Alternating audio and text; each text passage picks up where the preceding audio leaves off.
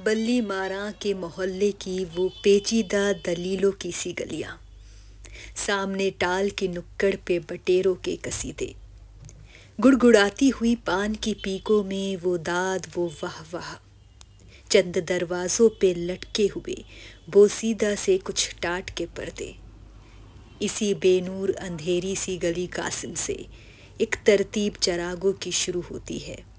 एक कुरान सुखन का सफ़हा खुलता है। असदुल्ला खां गालिब का पता मिलता है। कहते हैं इस हवेली में वर्ष 1860 से लेकर 1869 तक मिर्ज़ा गालिब ने अपने जीवन का अंतिम समय व्यतीत किया। आज 27 दिसंबर उनके जन्मदिन का दिन है, तो क्यों ना इस जगह पर अंदर जाकर उनको महसूस किया जाए। जी हाँ, मिर्ज़ा असदुल्ला खां गालिब का जन्म 27 दिसंबर 1797 को काले महल हवेली, पीपल मंडी बाजार, आगरा में हुआ था। जब आप इस म्यूजियम के अंदर जाते हैं तो आपको मिर्ज़ा गालिब से जुड़े बहुत सारे उनके जीवन के कुछ अंश पढ़ने को, देखने को और महसूस करने को मिलते हैं। गालिब के पिता का नाम मिर्ज़ा अब्दुल्ला बेग था और लगभग 10-11 वर्ष की आयु में गालिब दिल्ली आ गए थे और उनका विवाह नवाब इलाही बख्श मारूफ की पुत्री उमराव बेगम से 13 वर्ष की आयु में हुआ था। उनकी शिक्षा किसी स्कूल या कॉलेज में नहीं हुई थी। चूंकि गालिब के माता पिता बचपन में ही गुजर गए थे, तो उनकी जो परवरिश थी वो उनके चाचा मिर्ज़ा नसरुल्ला बेग ने की थी। चलिए अंदर और चलते हैं इस म्यूजियम में, इस हवेली के, और जानते हैं गालिब के चीज़ों के बारे में। शेरो शायरी के रसिया मिर्ज़ा गालिब बचपन से ही मोमीन मीर से प्रभावित थे और शायद यही बात थी कि उन्होंने मीर के लिए ये शेर कहा था कि रेख्ता के तुम ही उस्ताद नहीं हो गालिब, कहते हैं अगले ज़माने में कोई मीर भी था। और चूंकि गालिब को बड़ा स्वाभिमान था और वो अपने पूर्ण में आत्मविश्वास रखते थे, तो उन्होंने ये शेर कहा है, और भी दुनिया में सुखनवर बहुत अच्छे, कहते हैं गालिब का है अंदाज़े बयां। और विख्यात गालिब विद्वान राल्फ रसल कहते हैं कि यदि गालिब अंग्रेज़ी भाषा में लिखते तो विश्व एवं इतिहास के महानतम कवि होते। ये गालिब के लिखे काव्य की कुछ जो पंक्तियां हैं यहाँ आपको पढ़ने को मिलेगी।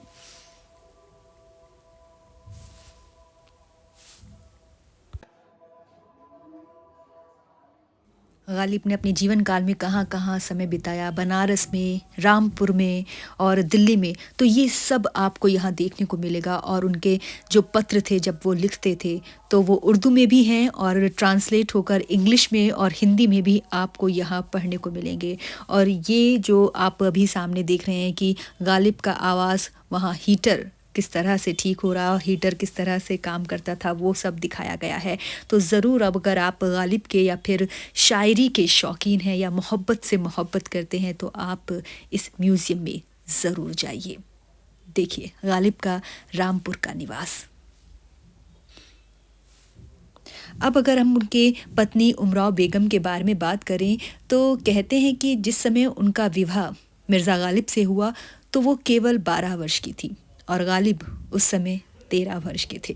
जी हाँ, और कहते हैं ना कि भाई अक्सर जो पत्नियां होती हैं वो पति के कामों में कहीं ना कहीं नुक्स या फिर उनको वो पसंद नहीं आता, तो यही से कुछ मिलता जुलता कुछ ऐसा था कि भाई जो गालिब थे उनको वो गालिब को उनसे ये शिकायत रहती थी कि वो उनकी शायरी को नहीं समझती। जी हाँ, इतने बड़े शायर जहाँ आज पूरा विश्व उनकी शायरी का शौकीन है और फ़ैन कह लीजिए, वहीं उनको ये शिकायत थी कि उनकी जो पत्नी है, उनकी जो बेगम है, वो शायरी को नहीं समझती और उनकी प्रशंसा नहीं करती। और था भी यूं ही कि उमराव बेगम हालांकि मिर्ज़ा गालिब की जो शायरी थी उनको वो पसंद नहीं थी, मगर जब तक वो जीवित रहीं अपनी ज़बान पर शिकायत का एक शब्द भी नहीं लाई।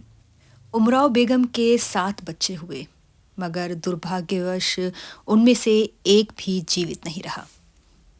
और ये जो अभी आप सामने देख रहे हैं बर्तन, ये उस ज़माने के तो नहीं है, लेकिन उसी तरह का जो ढांचा कि कैसे उस समय में बर्तन यूज़ किया करते थे वो ये दिखाया गया है। आप इस म्यूज़ियम में जाकर किस तरह की किताबें, किस तरह का ये जो शतरंज वो खेलते थे या चौसर का खेल उस समय कैसा होता था, वो सब भी आपको वहाँ देखने को मिलेगा। और शायरी तो सभी इंग्लिश में भी है, उर्दू तो है ही और हिंदी में भी ट्रांसलेट होकर आपको देखने को मिलेगी। दिल से तेरी निगाह जिगर तक उतर गई, दिल से तेरी निगाह जिगर तक उतर गई, दोनों को एक अदा में रजामंद कर गई। गालिब की पत्नी उमराव बेगम नवाब लोहारू इलाही बख्श मारूफ की पुत्री थी, जैसा कि हमने बताया, और बल्ली मारान में एक हवेली में उनका निवास था। और ये हवेली जब आप यहाँ आते हैं बल्ली मारान में मिर्ज़ा गालिब की देखने के लिए, तो थोड़ा दूर चलकर ही आपको वो हवेली दिखाई देगी जो अब राबिया गर्ल्स स्कूल गली कासिम जान में है। जब आप यहाँ आते हैं तो गालिब और उर्दू शायरी को चाहने वाले जो विदेशी हैं उनकी लिस्ट भी आपको यहाँ देखने को मिलेगी। और बहुत सी किताबें जो गालिब पे लिखी हुई हैं, जो उर्दू शायरी में हैं और गालिब से जुड़ी जो चीज़ें हैं, आप वो यहाँ आकर, यहाँ पे जो छोटी सी लाइब्रेरी है म्यूज़ियम में, आप वहाँ पर भी आके और भी एक्सप्लोर कर सकते हैं। तो यहाँ आने का सबसे आसान तरीका है, अगर आप मेट्रो से आते हैं तो चावड़ी बाज़ार मेट्रो स्टेशन पर उतरिए गेट नंबर 3 से और यहाँ बल्ली मारान की तरफ आइए। यकीन मानिए आप निराश नहीं होंगे। और चांदनी चौक की तरफ से आते हैं तो चांदनी चौक मेट्रो स्टेशन से उतरकर बल्ली मारान गली में ये है मिर्ज़ा गालिब की हवेली। तो कैसा लगा आज का व्लॉग? वीडियो पसंद आई तो लाइक, शेयर और सब्सक्राइब करना ना भूलें।